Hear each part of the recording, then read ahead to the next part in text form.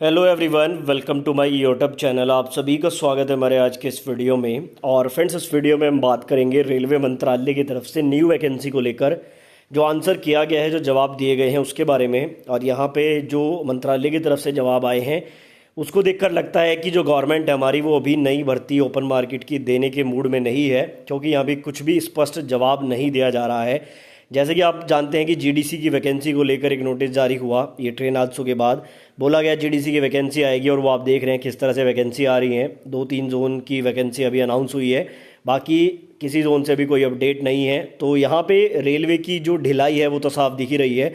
अब open market की अगर बात करें तो जब जीडीसी का ये हाल है देखो, जीडीसी का जो प्रोसेस होता है वो बहुत जल्दी कंप्लीट होने के चांस रहते हैं।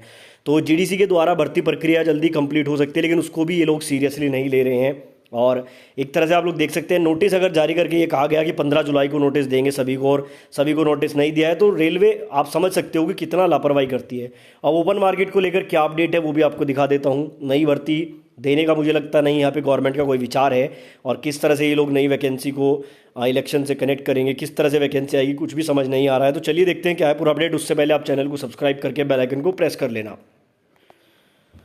तो देखो, जैसा कि आपको पता है, समय समय पर किसी सांसद के द्वारा राज्यसभा में, लोकसभा में सवाल किए जाते हैं सरकार से, जो प्रेजेंट सरकार होती है, कि भाई इन बातों का जवाब दो, ये डाटा दो। तो यहाँ पे अभी बिल्कुल लेटेस्ट में 26/7/2023 की डेट आप देख सकते हैं। 26/7/2023 की डेट में लोकसभा में कुछ सवाल पूछे गए, और सवाल यहाँ पे मुख्यतः थे आपके शॉर्टेज ऑफ लोको पायलट को लेकर सवाल पूछे गए हैं। क्यों पूछे गए हैं वो भी रीज़न आपको बता देता हूँ। हाल फिलहाल में बहुत सारे हादसे हो रहे हैं ट्रेन में, जो हुए हैं उसमें लोको पायलट की शॉर्टेज सामने आई है। तो वो शॉर्टेज को लेकर यहाँ पे सवाल पूछे गए। किसने पूछे थे, यहाँ पे उनका पूरा नाम वगैरह लिखा हुआ है।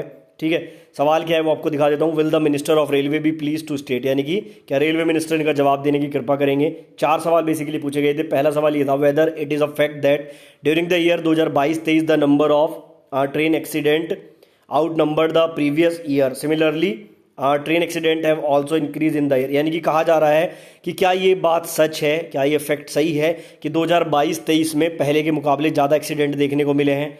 तो उसके बाद दूसरा सवाल है, whether it is a fact, अगर ये सच है तो यहाँ पे बोला गया prolong working hour of loco pilot due to an acute shortage of man power.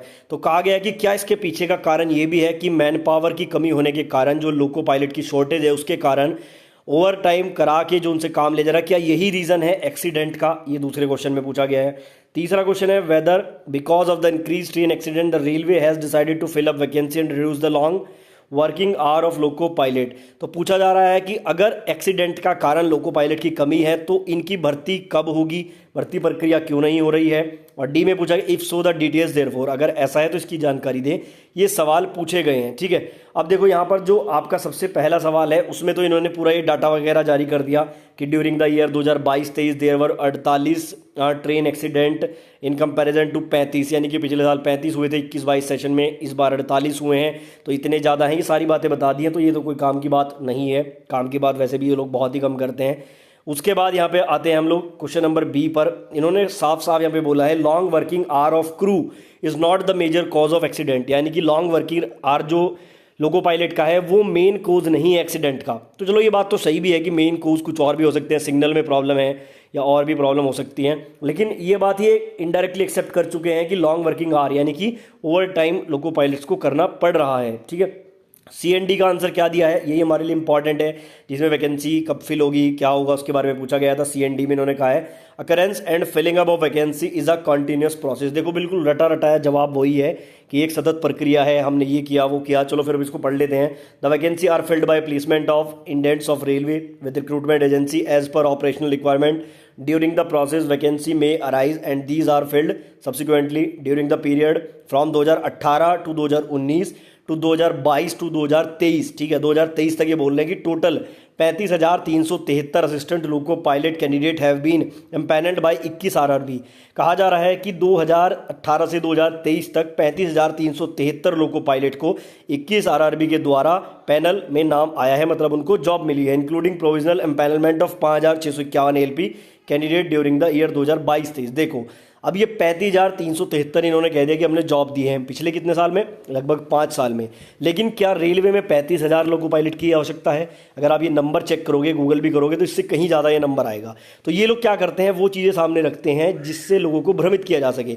अब यहाँ देख के किसी को भी लगेगा यार बड़ा नंबर है, 5 साल में 35,000 लोको पायलट बना दी, लेकिन ये नहीं देख रहे हैं कि 50,000, 60,000, 70,000 लोको पायलट की जगह खाली भी हैं, वो क्यों नहीं निकाली जा रही। तो सवाल यहाँ पे यही उठता है कि भाई आपका रटा रटा जवाब आता है और यहाँ पे कुछ भी क्लियर नहीं है, और न्यू वैकेंसी के रिगार्डिंग इसमें आप कह सकते हैं कुछ भी इन्होंने जवाब प्रॉपर नहीं दिया है। ठीक है, लगातार ट्विटर कैंपेन्स भी किए गए, उसका भी कोई खास इफेक्ट नहीं पड़ा है। तो यहाँ पर ये जो है लोकसभा की तरफ से जो सवाल पूछे गए थे उसके आंसर मैंने आपको दिखा दी। इसके बारे में आपकी क्या राय है, कमेंट बॉक्स में ज़रूर बताएं।